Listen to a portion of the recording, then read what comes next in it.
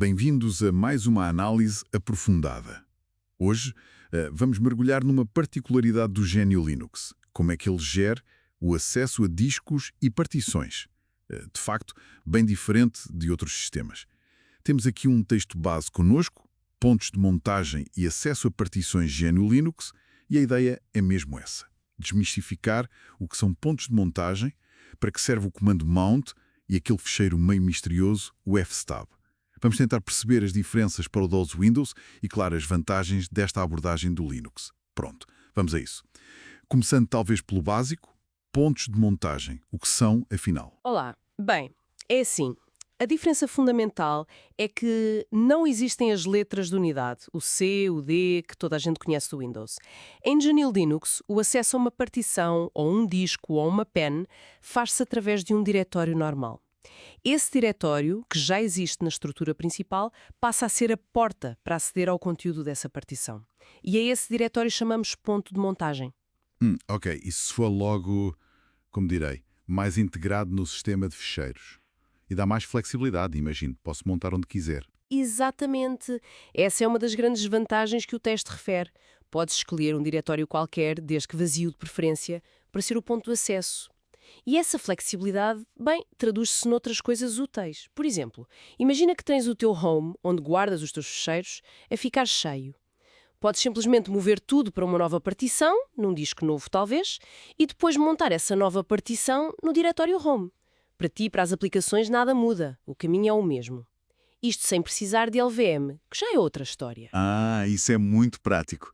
Evita andar a mudar configurações em todo lado. Precisamente. E há mais vantagens. A robustez, por exemplo. Se um sistema de fecheiros numa partição tiver um problema, a probabilidade de corromper o sistema operativo principal é menor. O problema fica mais contido.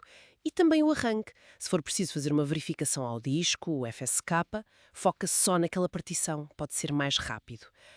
E outra coisa importante. Adicionar ou remover discos não costuma baralhar a identificação das partições que já lá estavam, ao contrário do que às vezes acontece no Windows com as letras. Pois essa das letras a mudarem é um clássico. Ok, então a abordagem parece robusta e flexível. Mas como é que se faz isso na prática? Falaste do comando mount. Ele achava. Sim, o mount é a ferramenta manual para isto. A sintaxe básica é mount, depois o dispositivo, depois o ponto de montagem e depois opções. Certo. Dispositivo, ponto de montagem, opções. O que é o quê, exatamente? O dispositivo é como o sistema identifica a partição. Algo como devs fda1, primeira partição do primeiro disque SAT, ou SID, ou hoje em dia talvez dev NVMe 0N1P1 no SSD NVMe, ou até dev fd0 para uma disquete, se alguém ainda usar. O ponto de montagem é o tal diretório que vai dar acesso, por exemplo, mtnet, um sítio comum para montagens temporárias, ou media nome do utilizador pen para uma pen USB, muitas vezes criada automaticamente. E como disse, convém estar vazio. E as opções? Para que servem? As opções controlam como a montagem é feita.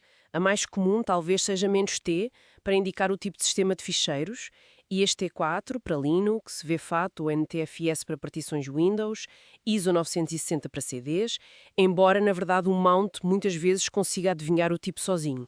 Depois tens "-r" para montar só para leitura, read-only, ou "-w" para leitura e escrita, read-write, que normalmente é o padrão, e, importante, geralmente precisas de ser root, o administrador, para usar o mount, questões de segurança. Percebo.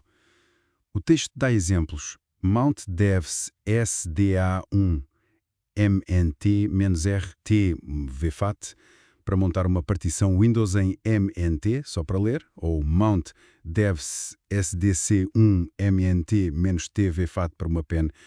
Parece simples para coisas pontuais, mas e as partições que usamos sempre? A partição home ou uma partição de dados? Não vamos estar sempre a fazer mount manualmente? Pois não. Claro que não. Aí é que entra o ficheiro etsecftab. Podes pensar nele como a lista de instruções permanentes para as montagens do sistema. Define-se tudo lá.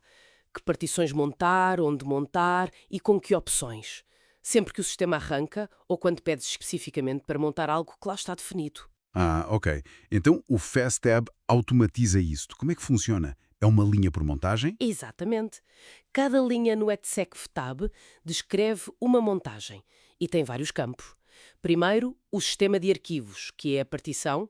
Pode ser pelo nome tipo dev.sda ou, melhor ainda, por um identificador único chamado UUID.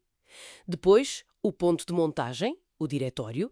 A seguir, o tipo de sistema de ficheiros, ext4, vfat, etc.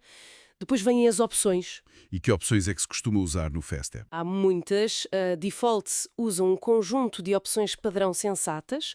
No Auto diz para não montar automaticamente no arranque, útil para CDs ou pens, que podem não estar lá.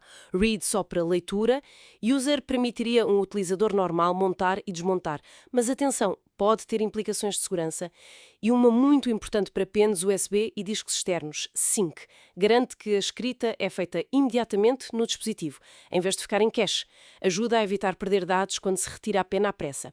Finalmente, há 2 números, dump para ferramentas de backup antigas, quase sempre 0, e pass, a ordem para verificação com FSK no arranque. 0 desliga, 1 para a raiz, 2 para outras. Uau, bastante detalhado. O Fstab dá mesmo um controle fino. A opção No Auto faz sentido para coisas que não estão sempre ligadas. E assim que para pense, parece essencial para evitar dissabores. Sem dúvida. A grande mais-valia do Fstab é mesmo essa. Define-se uma vez e fica feito. Torna o sistema consistente. Depois, para montar algo que está no Fstab, mas talvez com no Auto, basta fazer mount o ponto de montagem ou mount dev dispositivo. E ele vai buscar as opções ao Fstab. Simples. Portanto, resumindo a nossa conversa, o GNU Linux usa diretórios, os pontos de montagem, em vez de letras, para aceder a partições. Mais flexível, mais integrado. São. O comando mount permite fazer isto manualmente, na hora. Exato. Para coisas temporárias ou específicas. E o fecheiro etc. fstab é onde configuramos as montagens permanentes, automáticas, para o dia-a-dia do sistema. É isso mesmo. É uma filosofia diferente que aposta na flexibilidade, na robustez e numa organização, digamos, mais lógica e unificada do sistema de ficheiros. Fica então uma pergunta no ar, para quem nos ouve.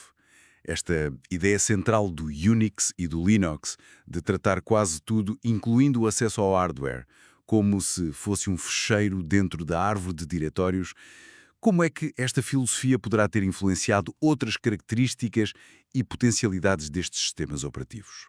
Algo para pensar.